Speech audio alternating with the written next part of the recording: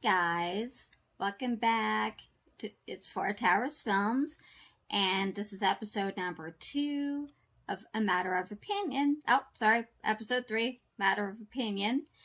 And today I'm going to do something a little different. I'm going to review a book that I recently finished reading, written by Lisa Jackson, Nancy Bush, and Rosalind Noonan, called Ominous. The story follows 3 friends, Shiloh, Kat, and Ruth, who during one summer sneak out at night and they go skinny dipping. They're unaware they're being watched by somebody in the shadows. Well, one girl is, but the other thinks she's being paranoid because they've done it before.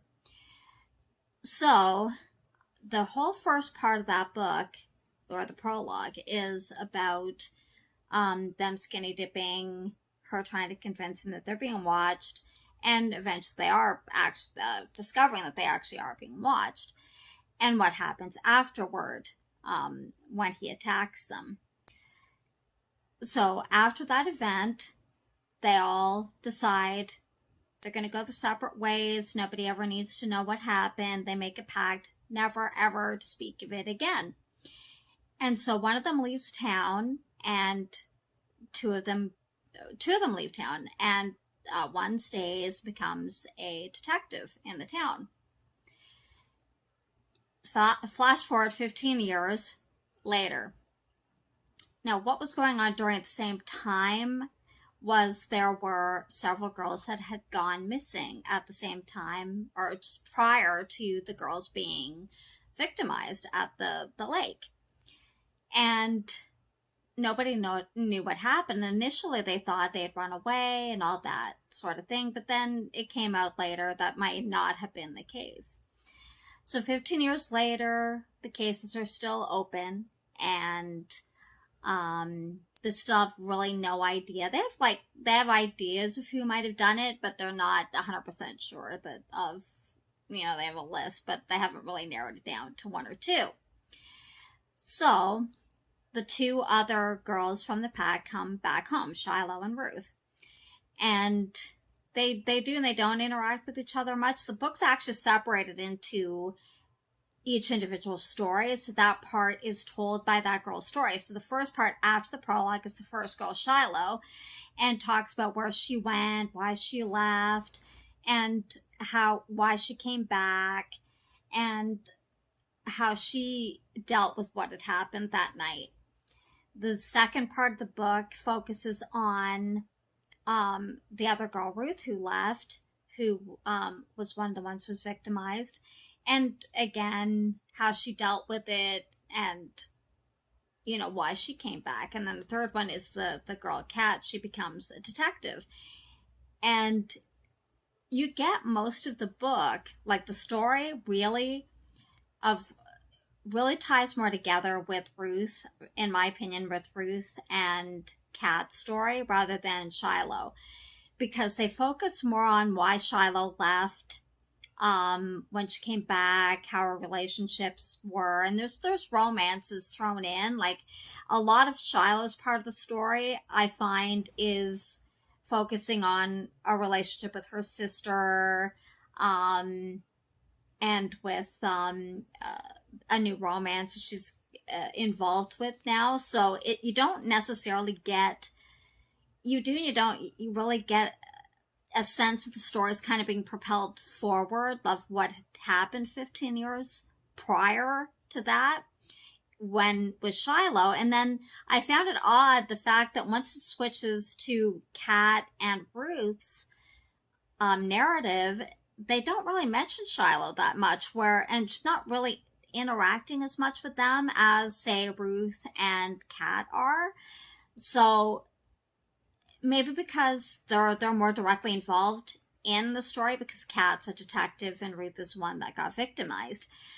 So Shiloh's almost like left out here somewhere in the ether, I think. And they only periodically mention her through the rest of the book once her part of the story is done.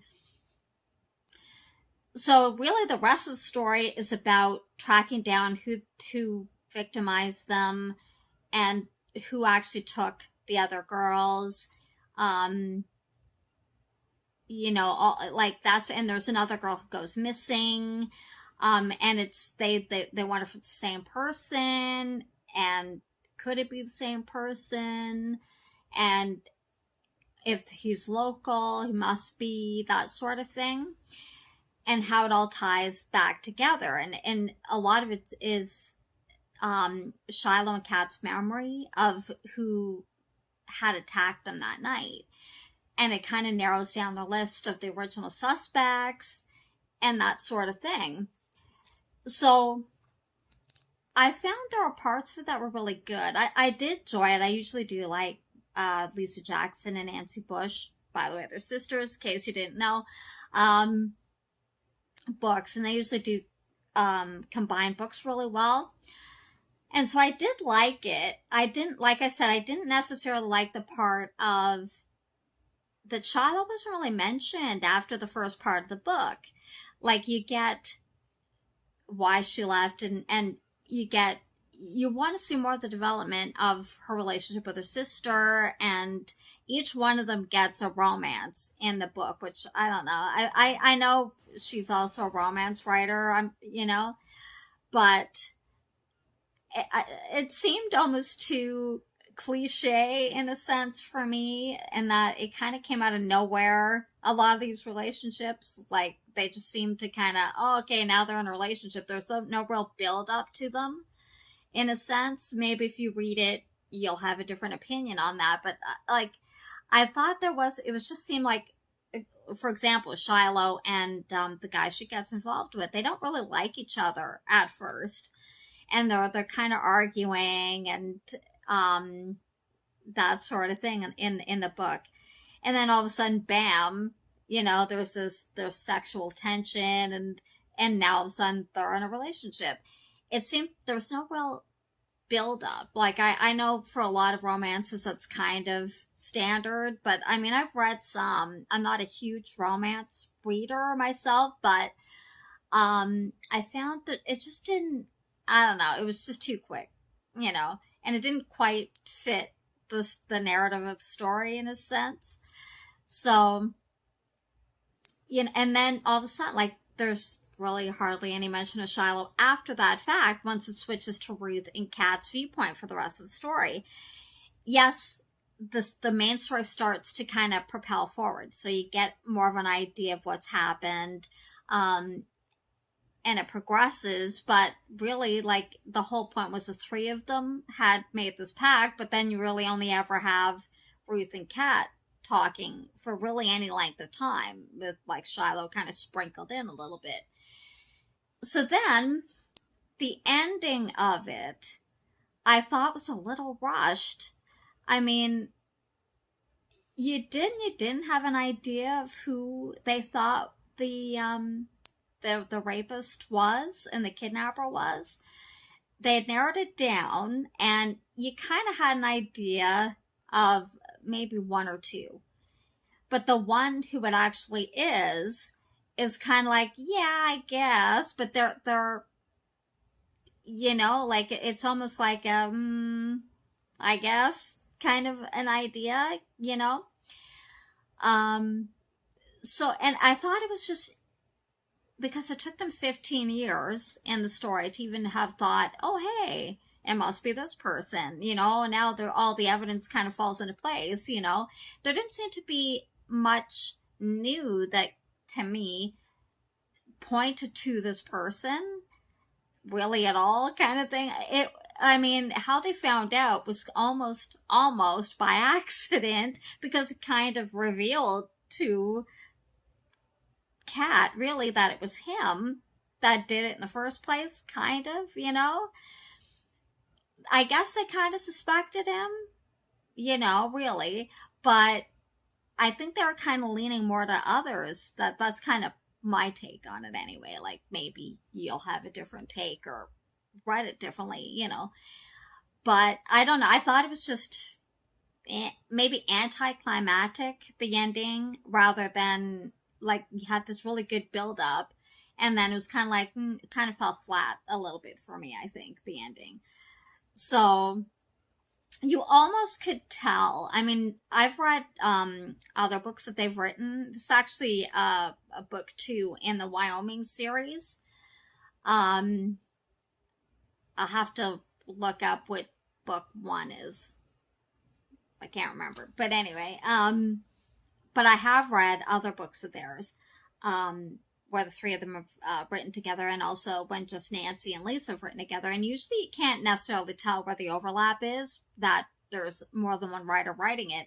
But I don't know, in this case, maybe you could. I don't know if all three of them wrote a specific section, which they might have. And like maybe that's why the whole Shiloh part of it seemed a little bit disjointed to me from the rest of the story. And that can happen. You've got multiple writers on a book, or even a short story, it doesn't quite mesh well a little bit, with the rest of the book. So it doesn't really join. And I think that's kind of what happened with the first chapter to the rest of the book, or the first section is more than one chapter. So, but, and I don't know who wrote the ending. Maybe all three of them did. But to me, it was a bit anticlimactic. I know it's not a new book. It's an older one. But I just thought, because I just finished reading it, so I thought I'd review it. Anyway, that's kind of my review. I would actually recommend it. I'll put a link to it if you want to check it out.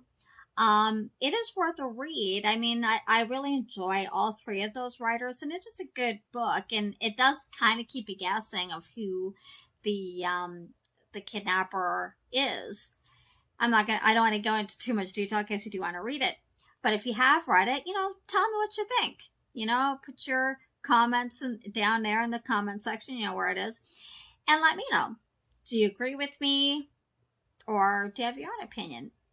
Would you like to read it? Do you like either any of those writers yourself? And is there any books that you would recommend that maybe I haven't read yet?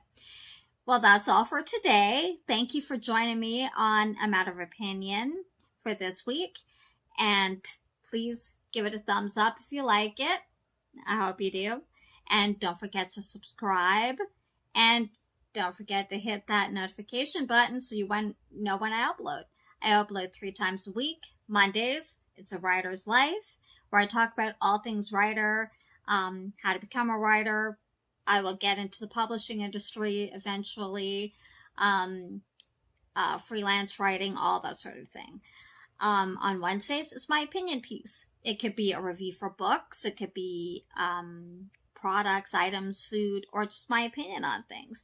And Friday is Live Stream Friday, where I talk with Doug218 about whatever. This week, I think we're going to be reviewing a new Doritos flavor. So you have to stick and come back and check us out and talk with me or Doug live.